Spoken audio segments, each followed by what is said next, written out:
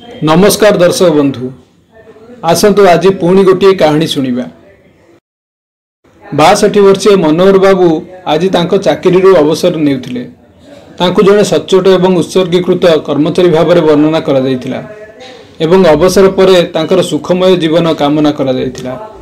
शेष प्रशासन एवं सहकर्मी पक्षरु कार्यालय मुख्य अधिकारी तांकु प्रभु जगन्नाथ, बलभद्र एवं माँ सुभद्रांकर एक सुंदर फ्रेम फोटो, एक स्मारक एवं भगवत गीतार एक पुस्तक उपहार देथिले। 39 वर्षर दीर्घ सेवा परे आज तांकु सरकारी नियम मुक्त करा जायछि। मनोहर बाबू गोटे झील एवं 3 पुअर पिता थिले। निजर सीमित आय सहित से केवल तांको पिलामानंकु पाठ पढ़ाइथिले ताहा नुहे, बरं अवसर पूर्वर सेमानकर विवाह मध्य कराइथिले। एसबु दायित्व वहन करने समय से निजे भारी ऋण भार में बुड़ी जाइथिले। तांकर भविष्य निधि पांठी शून्य हो जाइथिला। विभागीय समवाय समिति बारंबार ऋण नेबाकु पड़ुथिला। तेणु से तांकर व्यक्तिगत आवश्यकता को बहुत सीमित करथिले। प्रायतः से नुआ सार्ट पिंधिबा परिवर्ते पुराना पोशाक को रफू करी पिंधुथिले। ऑफिस जीवा आसीबा पई 2.5 किलोमीटर बाट पादरे चली जाउथिले। तांको परिचित लोकंक मध्यरे तांकर प्रतिछवि जड़े कृपण व्यक्तिर हो जाइथिला। तांकर बड़ पुओ जड़े सरकारी अधिकारी थिला एवं से तार पिलादिनर बंधु राधिका को विवाह करिथिला। मझी पुओ कोल इंडिया रे जड़े इंजीनियर थिला एवं तांकर विवाह मध्य एक भल परिवार रे होइथिला। विवाहर अल्प समय परे उभय पुओ अनुभव करने को लगिले जे सेमानकर पैतृक घर बहुत छोट। तापरे जनक परे जड़े दुहे सेमानक स्त्री पिलांग सहित अलग हो गले ताहा नुहे, बरं निजर अन्य शहर को ट्रांसफर मध्य करि नैथिले। हुए तो से तांको पितांक दारिद्र्य को निज कांधरे नेबा को प्रस्तुत नथिले। से तांको बापांक विरुद्ध रे अभियोग करिथिले जे से तांको पिलामानकु अभाव एवं दारिद्र्यर जीवन बिताइबा पई बाध्य करथिले। सेमानकु केबे दामी पोशाक देई नथिले किंबा से सेमानकु समस्त विलासपूर्ण जिनिस जोगाई पार नथिले। किंतु एबे से निज गोड़े ठिया होइछंती। काहेकि से निजे तांको कठिन परिश्रमर फल उपभोग करिवे नहीं, किंतु हातर 5टी आंगुठी समान नुहे।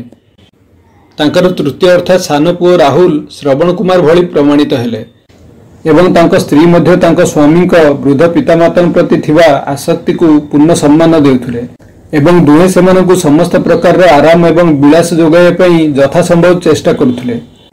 सान बहु तांको झीर अनुपस्थिति अनुभव करने को मध्य देई नथिले। सारा दिन माँ एवं बापा कही तांको जीभ थकु नथिला। जदि तांको सासु किंबा ससुर टिके भी असुस्थ अनुभव करती तेबे से चिंतित हो जाती। सकाळे उठिया परे स्नान करी प्रार्थना करिया पूर्वरु से उभयंक पाद धोइथिबा पानी को तांको कपाଳରେ लगाउथिले। यथासंभव सीमित संबल मध्यरे सेमानकु भल एवं पुष्टिकर खाद्य देवा पई चेष्टा करथिले। सकाळे जेतेबेले से ऑफिस पई प्रस्तुत हेबा पई तांको रूम को जाउथिले, तांकर सफा पोशाक, रुमाल, पर्स, चश्मा एवं कलम तथा तांकर पॉलिश होइथिबा जोता मध्य सुंदर भाबरे रखा जाइथिबार देखिबाकू मिलथिला। यह देखि से अत्यंत खुशी हो जाउथिले। तांको सान बहु पई तांको उठरू अनेक आशीर्वाद बाहरी आसुथिला। से जेतेबेले सेही दिन को मने पकाउथिले से उत्साहित हो जाउथिले। सबुदिन परी संध्यारे ऑफिस रु दिने फेरिया परे से देखिले जे तांको बहु पुओ एवं नाती नातुणी माने समस्ते कौनसी विवाह उत्सव को जीवा भली प्रस्तुत अछंती। एही समय रे जेतेबेले तांको स्त्री रोषेई घर बाहर को आसिले से तांको देखि आहुरी आश्चर्य हो गेले। स्त्री एक बहुत सुंदर साड़ी पिंधिथिले एवं तांको केश तांको बयस अनुसार बहुत आकर्षणीय भाव में सजा जाइथिला। यह प्रथम थर थिला जेतेबेले से तांको स्त्री को एते सुंदर पोशाक पिंधिथिबा देखिले। तुमे कौन देखुच? यह तुमर घर, स्त्री कहिले। से पचारिले, किंतु एसबु कौन? आमको कौन केउ विवाह को जीवाकू पड़िबो? स्त्री कहिले, मु तुमको सब किछि कहिबी, प्रथमे तुमे प्रस्तुत हुओ। मनोहर बाबू कहिले, किंतु तुमे केउठी को जीवो? हठात काହାର निमंत्रण आछि? बहु कहिला, बापा आमको बहुत दूर को जीवाकू पड़िबो नहीं। दया करी शीघ्र हाथ मुह धोई एही पोशाक पिंधंतु, आमर विलंब होउछि। से शीघ्र बाथरूम भीतर को प्रवेश कले। जेतेबेले से बाहर को आसिले से पूर्वर प्रस्तुत होई रहिथिबा पोशाक पिंधिले। ठीक सेतिकी बेले नाती नातुणी माने आसी सेमानक जेजे को टाणी टाणी कहिले, आस जेजे बहुत डेरी हो गलानी। एवं जेतेबेले से कोठरी में पहुंचले से निज आखि को विश्वास करि पारले नहीं। कोठरीटी रंगीन पताका एवं फूल रे सजा जाइथिला। टेबुल ऊपर गोटे बड़ सुंदर केक सजा जाइथिला। कांथरे चकचकिया कागजरे कटा एक सुंदर फलक थिला जो लेखा जाइथिला बापा को सुवर्ण जयंती जन्मदिन शुभेच्छा। यह देखिबा परे से मुक प्राय हो गले।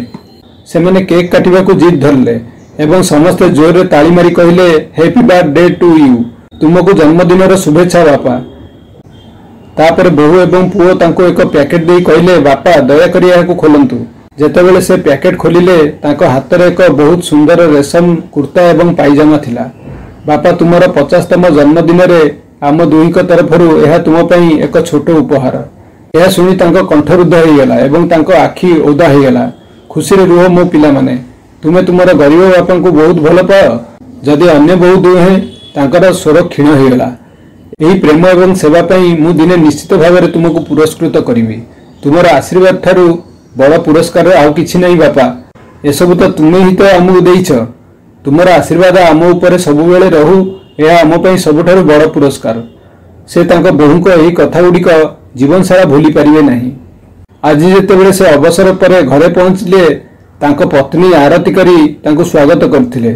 बहु पुओ एवं नाती नातुणी माने तांको फूलमाला पिंधाई तांको पाद छुईले। किछि बंधु तांको घर को छाड़िया पई आस्थिले। किछि पड़ोशी मध्ये अभिनंदन जणाइया पई आस्थिले। समस्तଙ୍କୁ जलपान दिया जाइथिला। एही अवसर में बड़ पुओ एवं बहु माने केही आसी परले नाही। सेमाने न आसीबा पई कोनोसी ना कोनोसी बहाना देखाई फोन माध्यम रे क्षमा मांगिले। अतिथि माने चली जिबा परे से तांको पुओ एवं बहु को कहिले, देख भाई एपर्यंत मु किछि ना किछि रोजगार करथिली। आज ठारू मु संपूर्ण निष्क्रिय हो गली। मु पूर्वर भविष्य निधि पांठी व्यवहार कर सारी। ग्राच्युटी रे एबे एति बंचिछि निय कहि से 1 लाख टंकार एक चेक बहुर हाथ को बढ़ाई देले एवं आउ किछि पेंशन मिलिबो। किछि संचय करि पारली नाही। एबे तुमको पिंकी एवं राजू परी आम वृद्ध मानकु मध्य जत्न नेबाकु पड़िबो। यह सुनी बहु कांदिबा को लागिला। से कांदी कांदी कहिला जे केही निज झियो को एमिति गाली दिए नाही बापा। दयाकोरी आज ही यही चेक माँ का अकाउंट रे जमा करंतु। भोक एवं शोषरे रही पुराना पोशाक पिंधि पादरे चली एवं प्रत्येक टंका संचय करी तुमे तुमर पुओ एवं झियो मानकु आत्मनिर्भरशील करिछ। तुमे ही घरर मुख्य। बापा आमको एमिति लज्जित कर नाही। से तांको कांदुथिबा बहु को चुप कराइले। आउ किछि न कही से बहुत समय पर्यंत ता मुंड को हाथ रे आउंसिबाकु लागिले। समय तार अदम्य गति रे गति करथिला। हठात दिने एमिति लागिला जे जेपरी तांकर हृदयर स्पंदन सहित समय मध्य स्थगित हो गला। घरे समस्ते स्तब्ध हो गले। से संपूर्ण भल थिले एवं सकाळे मॉर्निंग वॉक रे भी जाइथिले। फेरिया परे गाधोइवा इत्यादि सारी से चेयर रे बसी खबर कागज पढुथिले। बहु चा कप टी को टेबल रे रखि दिथिला। हठात से तांको बाम हाथ रे निज छाती को धरि पकाइले। तांको मुह रे गभीर जंत्रणार रेखा व्यापी गला एवं शरीर झाड़ रे भिजी गला। तांकर चित्कार सुनी समस्ते दौड़ी आसिले। किंतु मृत्यु तांको डाक्टर को डाकिबाकु मध्ये समय देई नथिला एवं किछि समय परे से संपूर्ण नीरव हो गले। बसिथिबा समय रे से सोई पडिला परि लागुथिले। किंतु एही निद एपरि थिला जहा आउ केबे भांगिबो नाही। शवदाह यात्रा पई प्रस्तुति शेष हो गला। बाहर रहउथिबा पुओ झियो एवं ज्वाईंक परिवार समस्त सेठारे पहुंची जाइथिले। लगातार कांदिबा जोगु झियो एवं सानो बोउंक अवस्था बहुत खराब थिला। स्त्री को दुनिया जेपरी शुष्क हो जाइथिला। शवयात्रा बाहरिबा समय रे लोकंकर एक बड़ भिड़ जमा हो सारिथिला। एही शवयात्रा रे अनेक मुह एपरी थिला जहाको सेमाने पूर्वरु केबे देखि नथिले। यह देखि तिनी पुओ आश्चर्य हो गले। बापांकर कोनोसी व्यापक संपर्क भी नथिला। तापरे केही जानि नथिले काहीकि एवं किपरि एही अजण लोक माने केवल शोकरे जोग देबाकू आसी नथिले, परं सेमाने गभीर दुखरे बुड़ी रहिथिबा परि देखा जाउथिले। शेषकृत्य पर दुई बड़ पुओ बहु एवं झील माने चलीगले। शेषकृत्यर समस्त खर्च सान पुओ बहन करथिले, कारण बड़ पुओ माने कहिथिले जे से ही तो बापांक रोजगार खाउछि। अतिथि मानक ठारू मुक्त होगा पर सान बहु एवं पुओर जीवन धीरे धीरे स्वाभाविक होगा पई लागिला। पुओ ऑफिस जीवा परे बहु एवं सासू प्रायतः एकाठी बसी तांको विषय रे कथा हेउथिले एवं कांदुथिले एवं तापरे परस्पर को सांत्वना देउथिले। मात्र किछि दिन बीती जाइथिला। रविवार दिन समस्ते घरे थिले। जेतेबेले केही जणे कबाट बाड़ेले। पुओ जेतेबेले द्वार खोलिला से देखिले तांको सम्मुखरे जणे मध्यवयस्क भद्रलोक ठिया होइछन्ति। पुओटी चिन्हि पारला जे सेही अजଣା व्यक्ति जनक तांको बापांको छबयात्रा रे लुह गड़ाई चलीथिले। आसंतु काका, दयाकरी भितर को आसी बसंतु। पुओटी विनम्र भाव में कहला। व्यक्ति जन कहले, तुमे मते जानी ना पुओ, तुमे मो परी अनेक लोक जानी ना जो मानकर लुह तुम बापा हसरे परिणत करथिले, सेमानकर दारिद्र्य दूर करथिले। काका तुमे ए सब कौन कहूच, मु बुझी पार नहीं पुओ कहला। मु तुमको बुझाइबी पुओ। प्राय 10 वर्ष पूर्वे तुम बापा ऑफिस जाउथिबा समय रे केतेबेले मो स्टॉल रे चा पीवा पई अटकी जाउथिले। मु एक भंगा कियोस्क रे थिबा पुराना केटिल रे चा तयारी करथुली एवं ताहाकू कप रे ग्राहक मानकू देउथुली। मु निजे मो दुकान परी खराब अवस्था रे थिली। मोर ग्राहक माने गरीब श्रमिक थिले, कारण मो चा बाजार रे सबुठारु सस्ता थिला। तुम बापा जेतेबेले चा पीउथिले से कहउथिले, तुमे की सुंदर चाह तयारी करछ भाई, एपरी चा बड़ बड़ होटेल रे मध्ये मिलिबो नाही। जदि तुमे एक भल दुकान खोलिबो, सफा बासन एवं कप रखिबो एवं ग्राहक मानक बसिबा पई व्यवस्था करिवो, तेबे भल लोक माने तुम पाखकू चा पीबा पई धाडी रे आसी ठिया हेबे। मु कहिली, बाबूजी मु कोन करिवि, परिवार पई खाद्य एवं पानी रो व्यवस्था करिवा कष्टकर। मु दुकान तयारी करिवा कथा भाबी मध्ये पार नाही। आ गोटे दिन तुम बापा बहुत खुशी मन रे आसिले एवं कहिले, देख भाई मु तुम पई परवर्ती छकरे एक दुकान व्यवस्था करिछि। 3 मासर भड़ा आगुआ मध्ये देई देइछि। एथिरे किछि फर्निचर मध्ये लगा जाइछि एवं क्रोकेरी बासन इत्यादि मध्ये रखा जाइछि। रविवार दिन सकाळ 8 रे दुकान खोलिबो। तांको कथा सुनी मु स्तब्ध हो गली। मु तांको कथा किछि बुझी पारली नहीं, तेनु से मते सरल भाषा रे सब किछि बुझाई देले। होय तो तुमे माने जानि ना जे तांको चाकरी सहित से ओवर टाइम करी किछि अतिरिक्त टंका मध्ये रोजगार करथुले। से मते कहिले जे से पूर्वरु ओवर टाइम टंका बैंक रे जमा करथुले।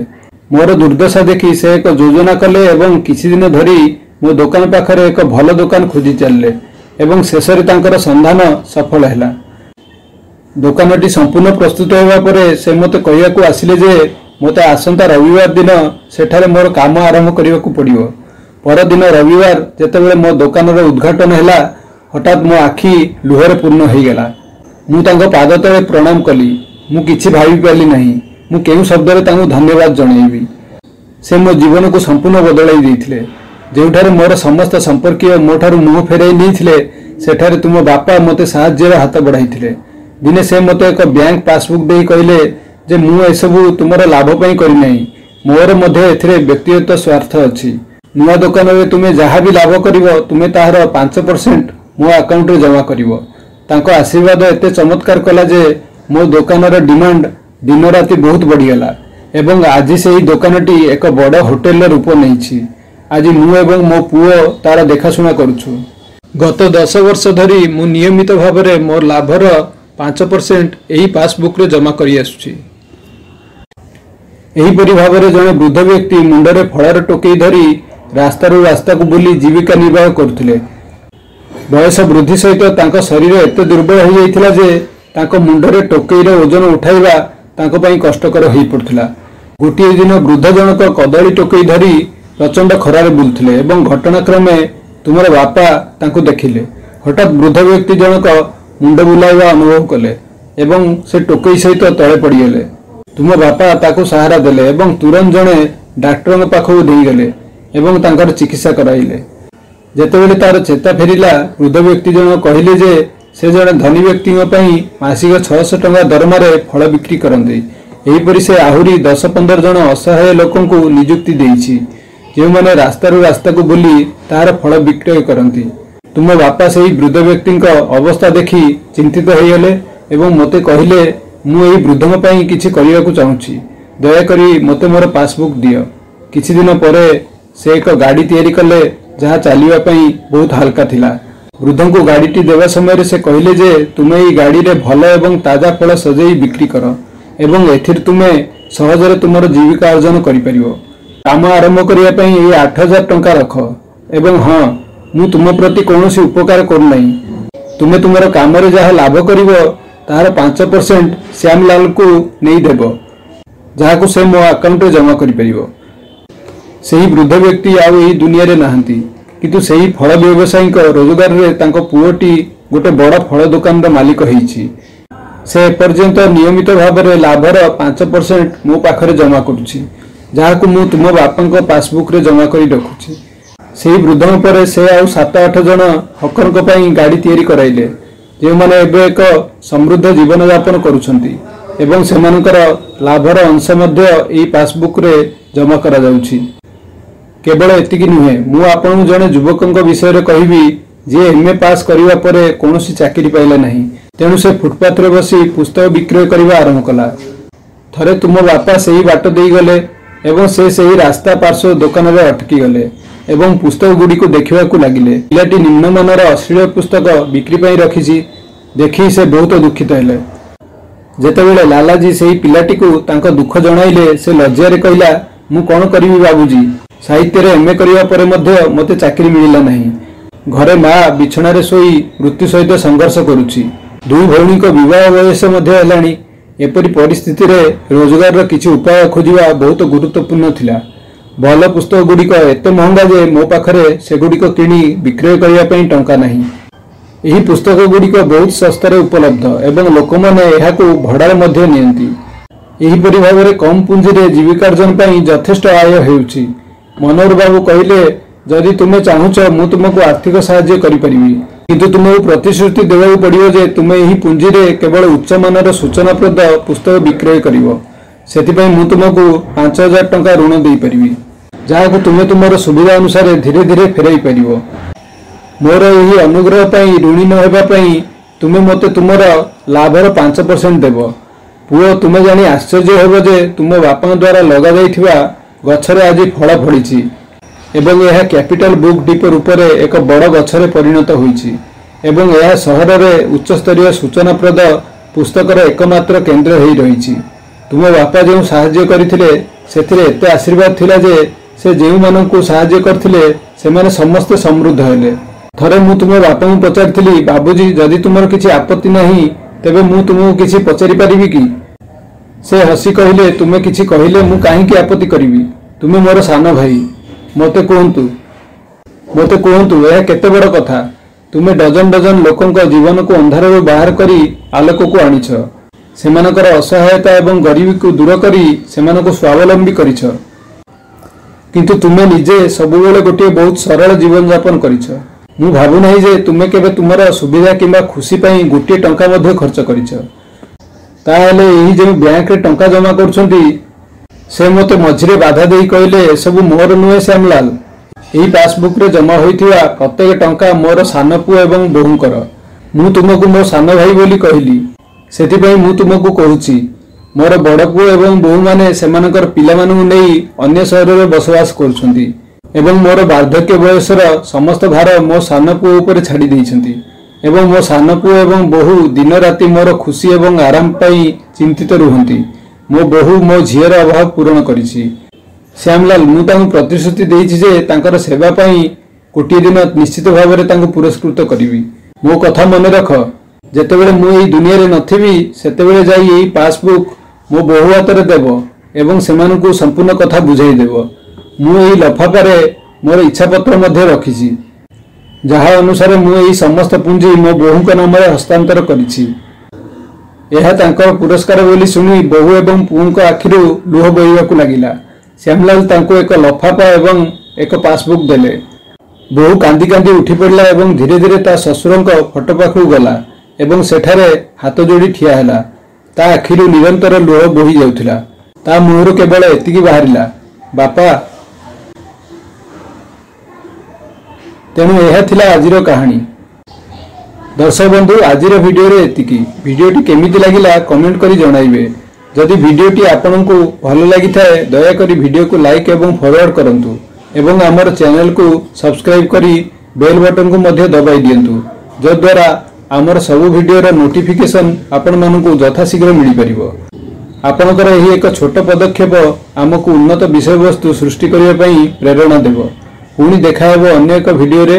ଭିଡ଼ିଓ ପୁରା ଦେଖିଥିବା ପାଇଁ ବହୁତ ବହୁତ ଧନ୍ୟବାଦ।